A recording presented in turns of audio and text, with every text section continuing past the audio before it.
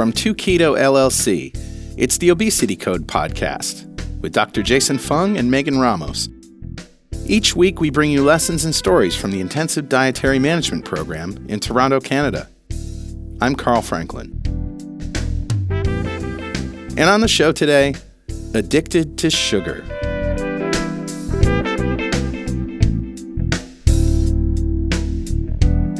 The Obesity Code podcast is brought to you by 2Keto LLC, who strives to support the low-carb community with podcasts and other publications. And you can support our mission by making a monthly pledge, no matter how small, at patreon.2keto.com. Today's show centers around IDM patient Dawn Foote, who found that the only way to get rid of her lifelong sugar addiction was a combination of a ketogenic diet and fasting. Dawn comes from a family of addiction. So I had issues when I was younger. And when she quit certain destructive behaviors in her youth, food became her addiction. And of course, that was sugary carbohydrates that I eventually spent many, many years dealing with that issue.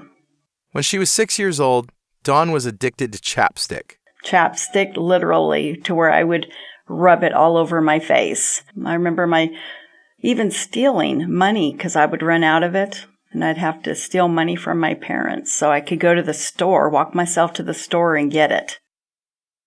Dawn started smoking when she was 8 years old. So I couldn't keep that addiction going because I really didn't have the money to do that. But I did do that periodically. And then probably when I was about 14, I started doing drugs. And that pretty much stayed with me. Drank a few times, but I really wasn't interested in that much. Dawn remembers devouring cereal. And when I would go to the people's house to babysit, they had certain types of cereal. And I think those were my first few binging moments. I would just eat a little bit of this cereal, a little bit of the next cereal, and but then I smoked cigarettes too. So I mean, mostly at that time, I was able to not really be involved in food much. I think it was just basically drugs and cigarettes, and that kind of kept me going until I wanted to quit those things. Which continued until she was 21. Got married, started to have a child, just started thinking about my life, and I didn't want to do drugs anymore, and just kind of started eating without even really realizing it. Like many people, Dawn never really checked her blood sugar, so she doesn't really know where she was on the spectrum of type 2 diabetes. So no, I've never been diagnosed with anything, and any time that I would have blood drawn, for a certain reason, my fasting blood sugar, I never even bothered to ask what it was. They always said it was normal. But I know that I would have issues when I would eat certain types of carbohydrates. Like I could eat, say, low-fat milk in oatmeal with dry toast, and then I'd go to the health club before work and work out for an hour, and then I'd be just about ready to pass out. Dawn had tried many diets many times, including the Atkins diet. I had moments where I would try, back in the 90s. I had read about Dr. Atkins, and so I had tried, but it was a diet. I couldn't stick with it. I wasn't willing to give up sugar and my addiction-type foods. Richard here. I'm the other keto dude. I think we all tried Atkins at one point. One of the problems with the Atkins diet in the 90s was that after the 2-week induction phase, it had you slowly add back carbohydrate-containing food until you reached maintenance. For many of us, as soon as we started doing that, it was like rolling a snowball down a hill, and we rapidly wanted to eat all the carbs. I found as long as I stayed in Atkins' induction phase, I was fine though, and it turns out that was pretty close to a ketogenic diet, which is a lot easier to stick to. But back then it was easy to fall off the Atkins diet. She estimates that she had lost 100 pounds and gained it back at least 3 times. I had a good friend that told me, you're either binging or you're on a diet. You don't know how to just live. That pretty much sums me up. I tried every diet imaginable. The only one that I felt good on was Atkins, which I didn't understand it at the time, but my blood sugar leveled out, but I still didn't want to give up those foods. My health just wasn't as important to me as I, looking back, wish it would have been. Dawn is a very social person, and so the Atkins diet was very hard to pull off in the 90s, where low fat was the dogma of the day and carbs were everywhere. And so I'm involved in a lot of social activities, and of course, there's always food with that. A lot of times I'd be like, well, there's nothing else to eat. Either I use that as an excuse, or there really wasn't anything else to eat. So I basically would eat that, and then, of course, that would set in that cycle too. Dawn is convinced that sugar, in particular, was the object of her addiction. I realize that all carbohydrates are sugar, but definitely sweets. And I would eat large volumes of sweets at a time. Here's Dr. Jason Fung with his thoughts on addiction. One of the things that we see very commonly is this sort of addictive behavior. And it's not really talked about a whole lot in the treatment of obesity, but when you talk to people a lot, it definitely comes out that people feel sort of out of control, and they really have to eat certain foods, particularly carbohydrate-containing foods, and that they really have to have no control. So then they eat and eat and eat, and of course they gain weight after that. And it's the psychology of addiction, which is quite different from nutrition, because people know that this thing that they're eating is going to cause them to gain weight, but they just feel that they have no control of it whatsoever. The general sort of calorie counting model doesn't really take that into account, because it simply says, well, you're eating too much and then you shouldn't eat so much. Well, that's not really very helpful. So one of the very interesting studies that looked at cravings is by Martin C.K. et al., Obesity, Volume 14, Number 1, January 2006. And what they did in this study was they looked at several different cravings, and they measured them in terms of what people's subjective response to them. And they measured general cravings, sweets, high-fat foods, carbohydrates, starchy foods, and fast foods. And then they put them on two different diets. So a low-calorie diet, and then a sort of ultra-low-calorie diet. So a low-calorie diet was sort of 1,200, 1,500 kilocalories per day. So sort of a standard weight loss sort of diet that most people try to do. One that's, by the way, just very ineffective for weight loss. Then they went to a very low carbohydrate diet, which is 500 or 800 calories a day, which is very, very low. And then they measured their cravings. And what was very interesting about the study is that when you simply diet, those cravings really are not changed. So if you have cravings for sweets, say you have cravings for sugary foods or beverages, they really just don't make any difference if you go on a standard diet. If you cut 500, 600 calories per day, you still have all those cravings, and it'll be just as hard to control. So if the craving is your reason that you're gaining a lot of weight, then you have to deal with the craving, and what do you do? So the ultra low calorie diet, this super low calorie diet where you're just really eating none of it at all, the cravings just almost completely disappeared. So they improved by 50-80% in most cases, and this was true across all types of foods. So whether it was sweet foods or fatty foods or fast foods or whatever, they all went down. And as you look at the over 12 weeks of this very low calorie diet, everything just kind of goes down. As you start to refeed, some of it starts to rebound. So one of the things that we do with the fasting, of course, is not just ultra low calorie, but it's sort of a 0 calorie diet. Now you can't keep it up day after day after day, so you do have to be very careful about it. But what it means in essence is that if you know you have an addiction to this stuff, you really just can't eat this stuff. It doesn't make any sense to sort of feed this addiction. So if you have an itch, for example, the thing to do is to not scratch it. You can't scratch an itch a little bit and expect that it's going to be better. Every parent knows that when you scratch this itch, it just gets worse. So if you're talking about cravings, then you really have to eat it not at all. So this is important when you're trying to figure out what you're going to do in between those sort of eating periods. So if you have an addiction, and the most common is to sweet foods and starchy foods in general. Even when they're fatty foods, they tend to be sweet and fatty rather than just pure fat.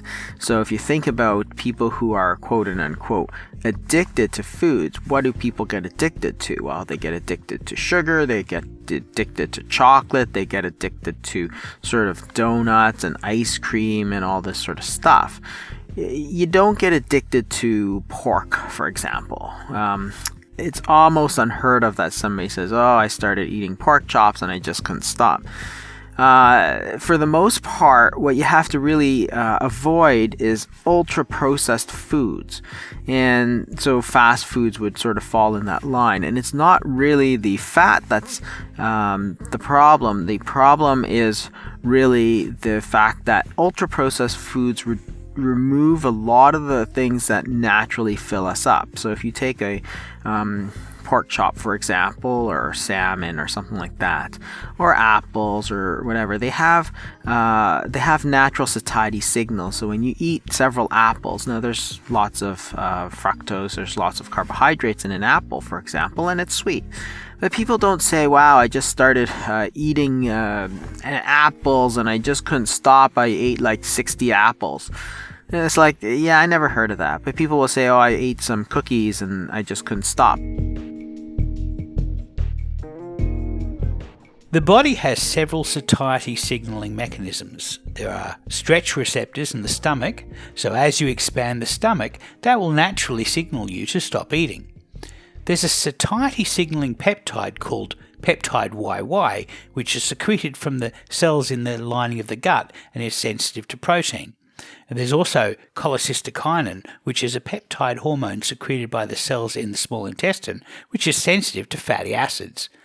And there are hormones called incretins that slow down the movement of food through the gut, which slows absorption and keeps you fuller for longer. We interviewed journalist Gary Taubes, author of The Case Against Sugar, for our podcast, and we asked him, is sugar addictive? The author Charles Mann, a friend of mine, a wonderful historian, journalist, the way he put it in his book 1493, he said scientists debate among themselves whether sugar is an addictive substance or people just act like it is. And I think that's about the state of the science today. We can demonstrate, and it has been demonstrated unambiguously, that rats and mice find sugar as addictive as any other drug of abuse, including perhaps heroin. We're not rats and mice. Clearly, sugar has a hold. It's a psychoactive substance. We know it's a painkiller because it's used to give to infants before circumcision, so that it either distracts them or numbs the pain so that they can deal with this. It very clearly, at the very least, a psychoactive substance, and it has a hold over our children and many adults that other foods simply don't have. Even the ardent defenders of sugar in the food supply says, well, of course, parents have to ration their children's sugar consumption. And then the question becomes why. And the way I think about it is, if you've got kids, you don't need scientists to tell you whether or not sugar is addictive, or whether or not it has a hold over your children that other carbohydrates or the finest French cheeses don't. Dawn's favorite poisons included ice cream, Haagen-Dazs ice cream. pastries. I could easily go to the grocery store and get, a dozen donuts from the bakery and go home and one sitting eat 6 or 8 of them. Anything that was high fat, high sugar. Oreos to this day are still my favorite cookie. And they are in my house at all times because the other members in my family eat Oreos. For years, Dawn was trying to figure out how she could eat sugar and not have it affect her.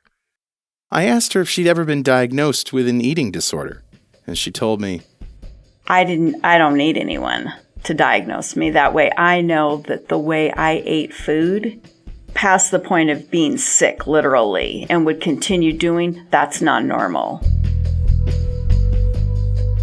In 2016, Dawn started learning more about the hormonal model. She knew that she felt better if she kept her carbs down.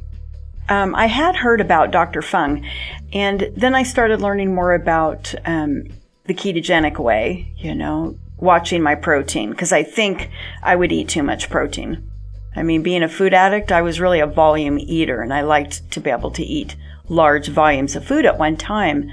So I did get his book, and I read it cover to cover, and I thought, well, this makes sense. In late 2016, Dawn tried eating a ketogenic diet. She was eventually able to cut out breakfast, so that became normal. but the real surprise was her sugar cravings.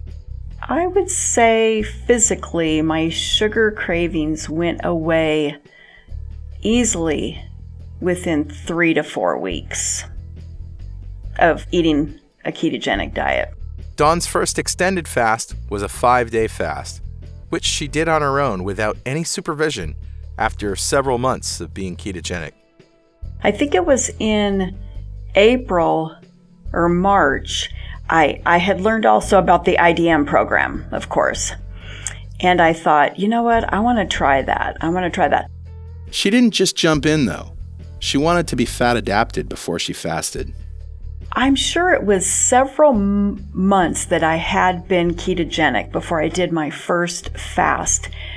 I don't know if it would have been, day after day, back to back, but I knew that to do that first 5-day fast, because I can't deal with over hunger. I mean, I just knew my personality could not deal with that. So I knew from reading in the book, for me, I needed to be fat adapted. I needed to be there before I did that first fast. And I was completely in ketosis when I did that 5-day fast. And I know without a doubt that helped me get through it.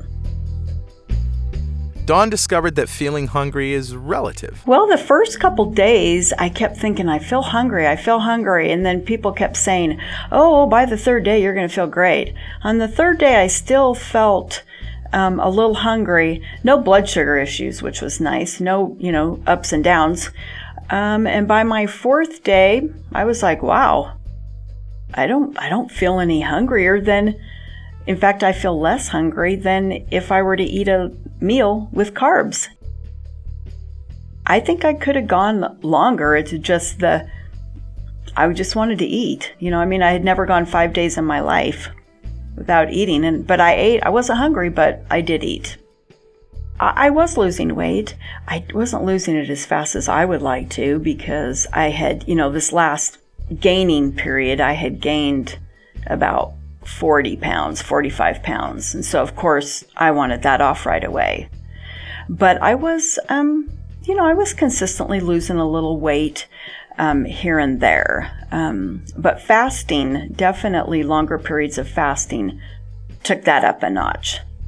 But I knew that I was, even if the scale wasn't moving, I knew there were changes, because I had clothes that were fitting me for the first time. I could maybe get into them, but they were really tight. And they were getting too big for me to even wear at that time.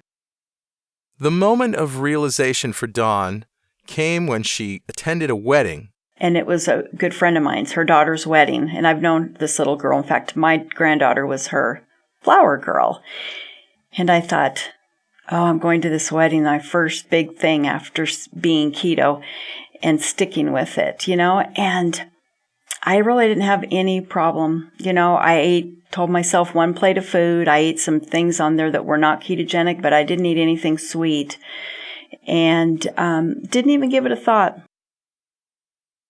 I couldn't believe that I did it. I just thought, how could I go to this wedding, and not eat cake? Because that was always my thinking. How can I go do this and not eat? How can I drive past Dairy Queen when they have a new flavored Blizzard that I've never tried and I should, at least try it, But I got up the next day and I thought, I can live without sugar. And that was the first time that I realized not only could I live without sugar, because I knew I could live without it, but would I be happy? Would I enjoy myself? Would I always feel deprived? And I found out then, no, I feel really good in a lot of ways, emotionally, definitely physically. I mean, can't even compare it. So yeah, it was just a very good feeling.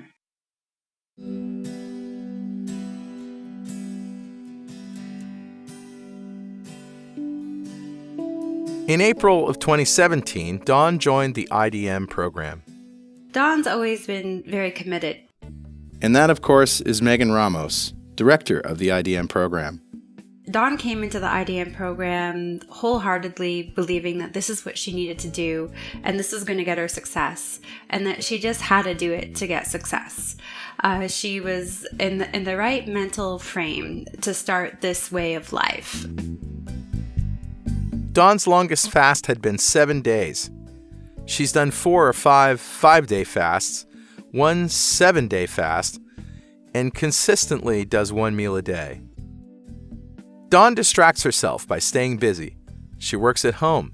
I have learned even to use TV as a distraction, which I used to not be able to do that. When I first quit sugar, I had to pretty much quit watching TV for a while because I associated those two together. And now I can actually, go pop in a movie or something and get my mind off of it. Dawn likes to cook for her family while fasted. I hear some people say it's really hard when their family's there and they're cooking for them. I actually do better at fasting when my family's there and I'm cooking for them. So fortunately, they're here most of the time and I'm doing that. Dawn says she does use artificial sweeteners occasionally. I do use a little bit once in a while. I will use some artificial sweeteners, but I don't have a craving for it much, So I can actually, when I'm hungry, go into my refrigerator and, of course, I say hungry lightly because eating ketogenic, I very seldom ever feel hungry. I just am not fasting, so I know I should eat today. But I can honestly say in the past it would have been, I would skip dinner and go straight to dessert.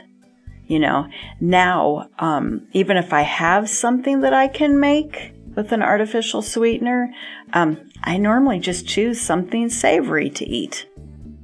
Interestingly, Dawn's biggest challenge in fasting wasn't the physical part. It was the psychological issues and the old habits that died hard. I'm not going to lie. I still struggle at times, and not because I'm hungry. There will be times like, say if my husband's gone for a few days to go do something, I'll try and do a fast. I'm like, oh, this is a perfect time for me to just do a 3 or 4 day fast. But I find myself thinking of food more often. So I don't know if that's from, my past issues with eating, by myself or things like that. So I still at times struggle doing a fast, and I know it's just mental because physically I have no problems. I don't even have, I remember Megan in one of my appointments saying to the group that, oh, fasting gets easier. And I used to think, oh, that can't possibly be. But it is true. It is so simple physically to go 5 or 7 days without food.